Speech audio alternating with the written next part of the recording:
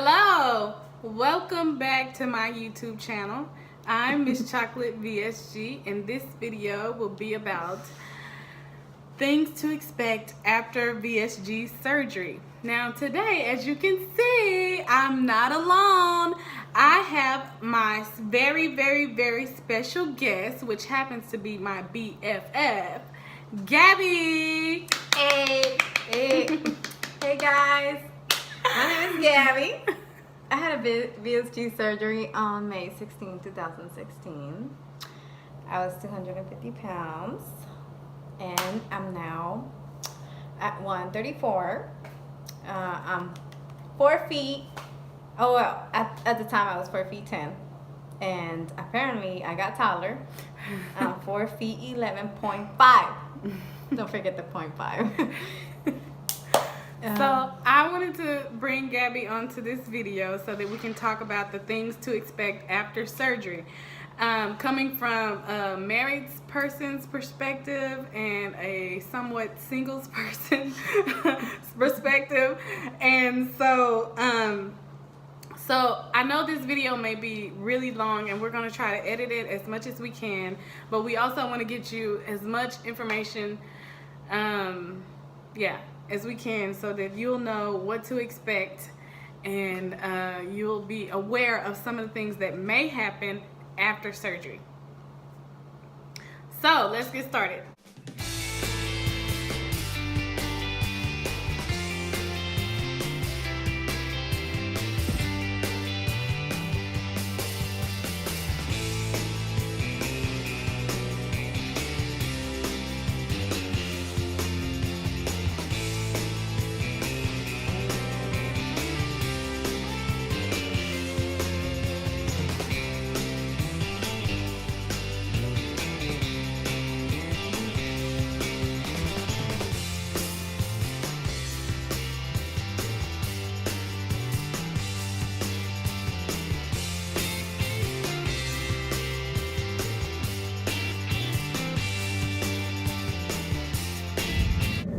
So the first thing that we want to talk about is being selfish after VSG. Now you may say, selfish, what are you talking about? How am I being selfish? How do I be selfish? I'm going to be the same person. I'm not going to change. Well, listen, hear us out, and we'll tell you. So the main reason that we did this decision, it was for ourselves. Okay? So we got to be selfish. For once. Because we let ourselves go. We were in depression. We were, at least myself, I was in the room for 5 years. I didn't want to get out. I just wanted to eat and eat and eat and eat, and the weight got out of him. So we got to be selfish, because we need to put ourselves first.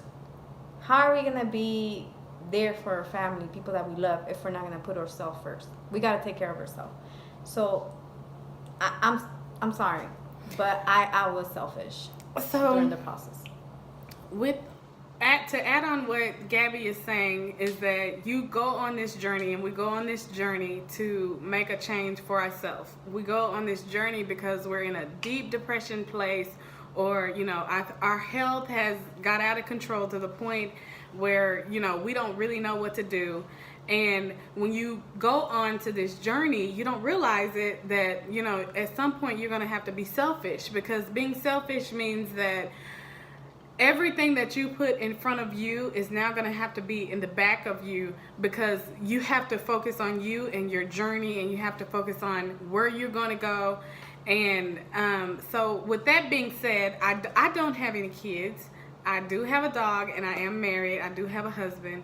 And with this process, I do feel like there's been a little bit of neglect there, meaning when I get home, I'm no longer at home cooking and cleaning. I go home, and then I get ready for the gym. I walk my dog, and I put her back in the room, and it's like, and she's looking like, Mom, what's, why are you not here?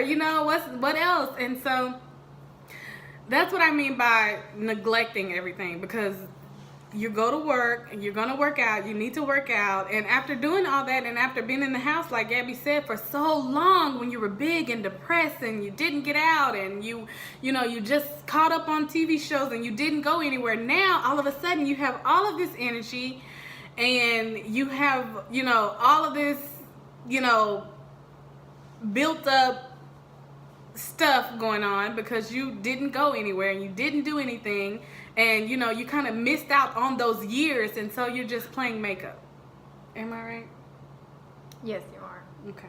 The next subject that we want to talk about is the attention that you get from male and female. So I'll let you start.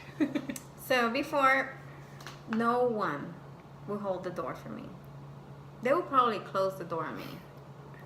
No one. Guys that I would date, they will open the door for me.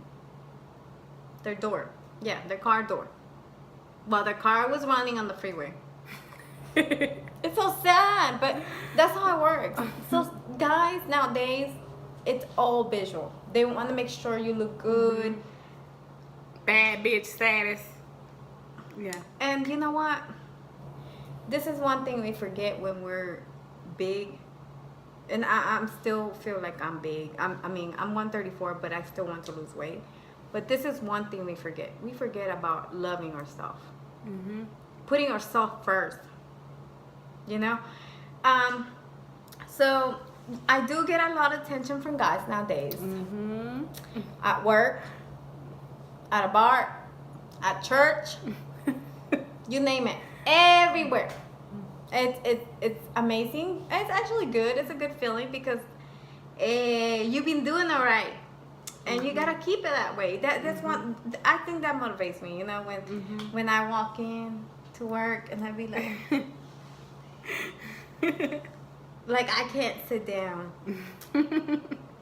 What do you think? So, I haven't been on my journey as long as Gabby has. She's a year and how many months out? May, June, July, August, September, October. A year and 4 months out. And I am only 6 months right now. So the attention that I'm getting right now is that, oh, you look good, you look amazing.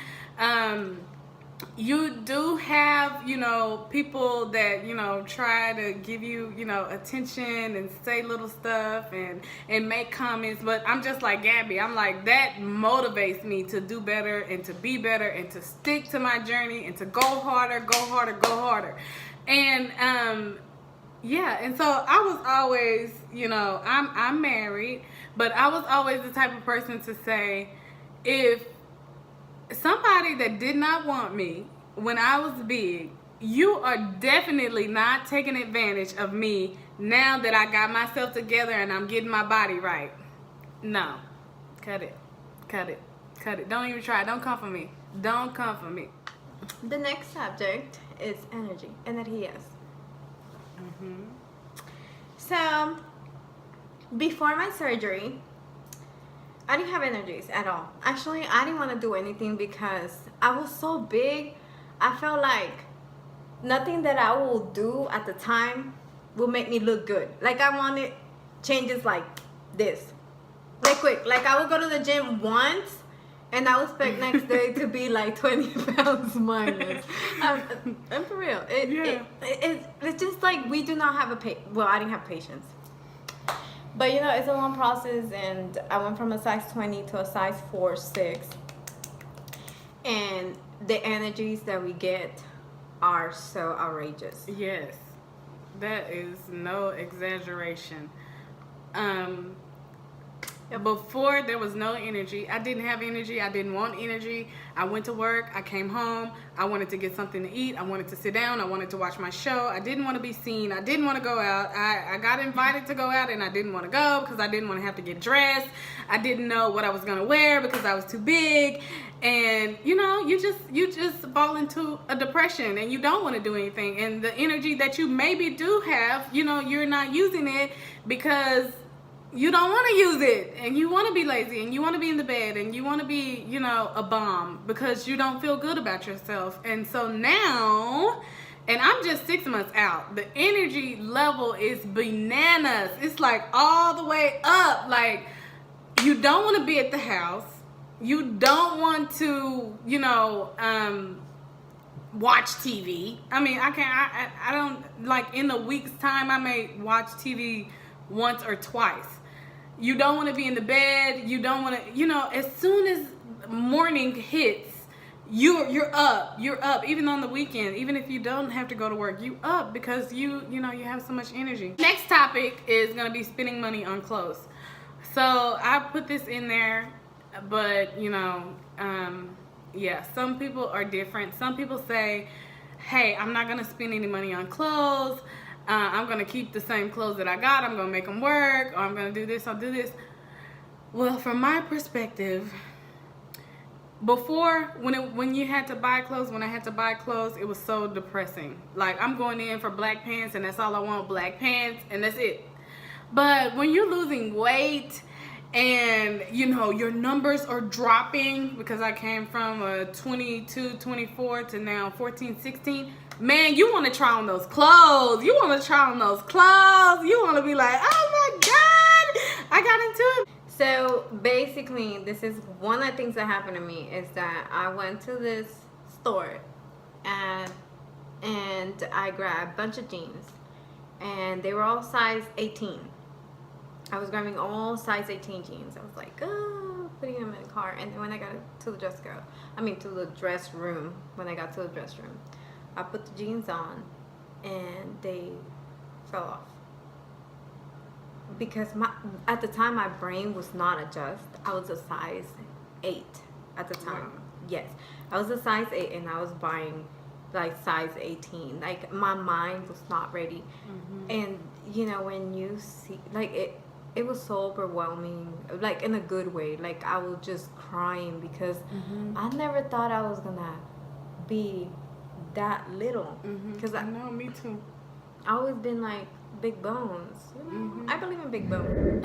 This surgery, it's a journey, and your mind really doesn't catch up with your body yet. So you feel and you think in your mind that you're still big. Because you've been that way for so long, and you don't realize where you've gone and where you're at yet. We're gonna go deeper. So our next subject is drinking after VSG. I promise you, this is cranberry juice. Lies. So I have never lied in my life. Okay.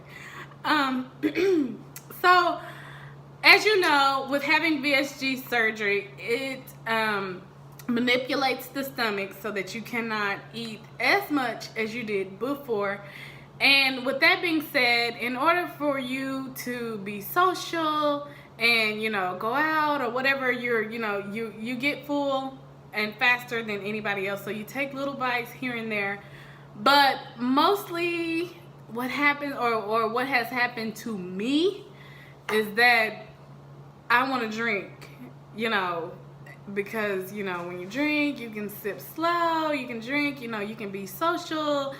But on top of that, I was not a drinker before. I could only drink like maybe one margarita and I was done. Like, done. But now it's like, I don't know. I can drink more, and I do drink more because we can't eat. The drinking part, guys, I cannot stress this enough. The drinking gets so heavy, at least for me. I drink Thursday, Friday, Saturday, Sunday, Monday. No, not Monday. I work Monday. But it gets heavier, and it's because people ask you out. Guys, friends, they're like, let's go. And then, you feel so energetic. You feel so good about yourself. You want guys to be looking at you, girls to be giving you compliments. You're like, yes. So majority of the time I go to the bars and I get a drink. 2, 3, 4.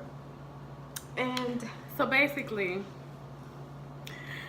drinking it may become a problem. And the reason why we're talking about this subject is because when I did my evaluation, they set you up with a psych doctor, and that's one of the things that he talks about is replacing the food addiction with something else and being careful about it and making sure that it doesn't happen. Now, I wasn't a drinker before, so my drinking now is more social and, you know, occasional than it is, you know, a habit. It hasn't become a habit yet.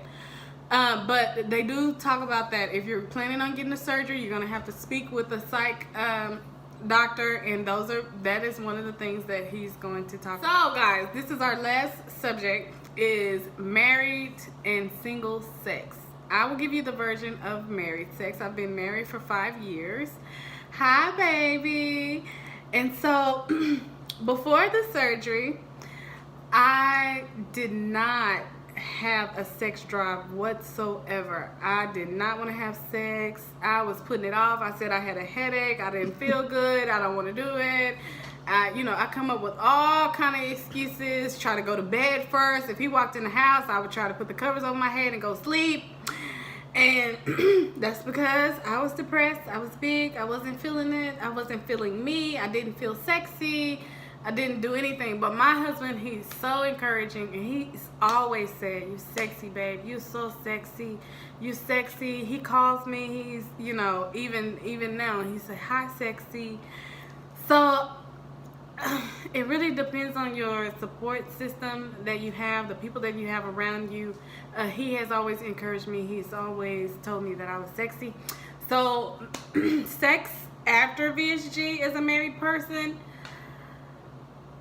yeah, you start, you know, kind of getting it like rabbits, you know, like you teenagers again. And I mean, it's good for both parts, but, you know, it could be good for both parts. But, you know, if he's working, if he's busy, if he's tired, if he's used to that, you know, 3 times you know, every month, you know, you gotta kind of put him back on routine. You know, baby, we're gonna hit it, you know, we're gonna start hitting it, you know.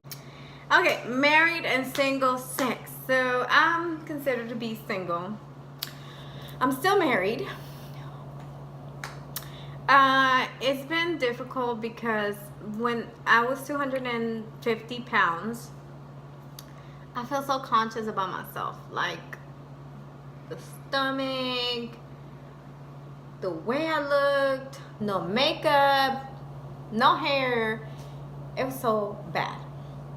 So I didn't feel like doing that. Now, I feel sexy. I feel like I can come through. Come through. I'm sorry, maybe it's not the proper word.